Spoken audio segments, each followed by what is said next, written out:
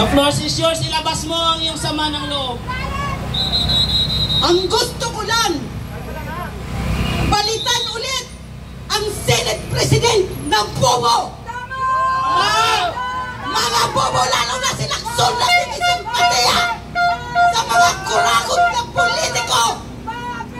Di na kayo naawa sa amin. Nagdurusa kami. Mga hayop kayo. Ikaw na, Bongbong Marcos Bagat. Isa kami sa mga nabunol mo. Isa pa ako sa nangampanya.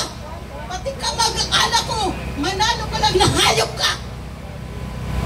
Hayop talaga. Nabunol mo kami. Hayop ka. Mag-resign ka na. Isa ka pa dito, Soto. Kandidato ka lang sa impyerno. Pape, si Tito Soto, pape. May matino na nakaupo dyan. Bubo ka naman sa batas. Hindi ka abogado. Pilit kang umupo dyan. Ang kahirapan ng bansa dahil kayo mga maginawa isa ka ata sa nakatikim. Kaya ganyan ka. Una pa lang atat-atat sila sa kapangyarihan ng damay ka pa.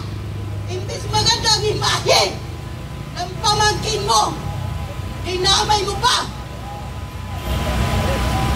Kaya ikaw, Tito Soto, bumaba ka na dyan. Pabalikin mo. Paupuin mo yan ng mga abogado, hindi ikaw. Dahil wala ka na lang sa batas. Pa-English ka lang, magali ka. Pero sa batas, bubo ka. Anong bate ka? Bobo! At ang sagot ng taong bayan, ang tao, ang bayan, ngayon ay lumalaban. Ang tao, ang bayan, ngayon ay lumalaban. Ang tao, ang bayan, ngayon ay lumalaban. Ang tao, ang bayan, ngayon ay lumalaban.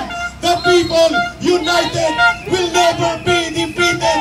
The people united will never be defeated. The people united will never be defeated. Tumatagundong ang boses ng sambayan ng Pilipino. Manginginig ang mga magnanakaw. Papalapit na ang paghuhukom ng taong bayan. Maniningil na ang sambayan ng Pilipino. Simula sa araw na ito, hindi lamang dito sa EDSA Ortigas na daan, tumatagundong ang panawagan, Marcos Romualdez palayasin. Nagwo-walk out ngayon ang mga mag-aaral sa loob ng UP Diliman. Kasama po ang UP Miagao at iba't iba pang mga UP campuses. Tinawag din po nilang Black Friday protest ang kanilang pagkilos na ito. Kanina po, naghahanda na ang mga retired military and police na mga general at mga colonel sa Lunes po ay magkakaroon ng pagkagundog papunta sa House of Representatives. Ipapadlock na at isasarado na ang House of Crocodile. Sa Lunes po, wala na ang Kongreso ni Tambaloslos. Symbolic na ipanawagan ng taong bayan, papadlakan na ang bahay ng mga magnanakaw at hahatulan sila ng taong bayan. Pero bago dumating ang paghatol na yan, sa bukas din po, marami ng grupo ang magpaparticipate at magdadagsa sa iba't ibang lansangan dito sa buong Kamaynilan. At ang panawagan nila, Marcos Romualdez palayasin! Marcos Romualdez palayasin! Marcos Romualdez palayasin! Ayan, alas 4:45 pa lang, hindi pa alas 5, may ulan pa, partida yan. Ang taong bayan galit at nananawagan ng pagkakataon ng buhos ng kanilang damdamin ay muling sumiklap upang ang katarungan at katuwiran ay mangingibabaw sa ating bansang minamahal. Lahat ng nandito sa paligid po ng area ng EDSA Ortigas. Hindi po ito tungkol lamang sa mga Duterte. Hindi po ito tungkol sa kulay ng politika.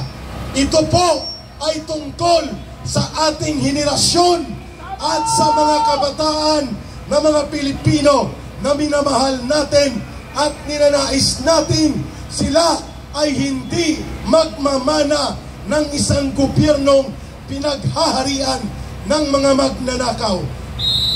At the count of 5 to 0, sisimulan natin ang unang buwelo ng ating pag-iingay na ang ating mensahe. Ang tao, ang bayan, ngayon ay lumalaban. Ang tao, ang bayan, ngayon ay lumalaban.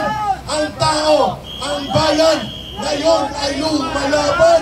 5, 4, ilabas ang mga pito, ang mga paltog at pag-ingay. 5, 4, 3, 2, 1, go!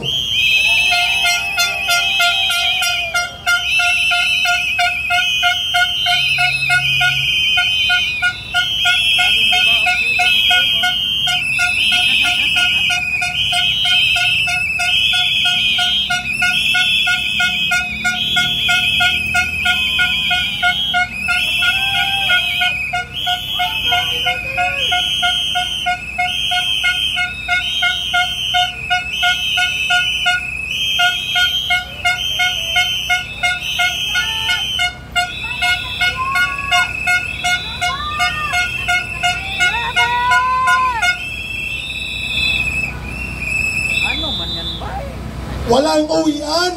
Kaya? May tubig tayo? May skyflakes? At higit sa lahat, buo ang loob at paninindigan. Ayan na! Hala ka Marcos! Hala ka Romualdez! Hahabulin ka ng nagyangalit na sambayanang Pilipino. Malapit-lapit na ang araw ng paghuhukom. Lalaban para sa bayan! Kung sino po ang magbo-volunteer para magsalita, ay bukas po ang entablado na ito. Hindi ito exclusive para lamang sa amin na mga nandito. Pwede po kayo magsalita at magpahayag. Manong, halika muna upang makabuelo dahil hanggang alas 6 ng umaga, September 13, ang ating pagstay dito ngayon sa araw na ito.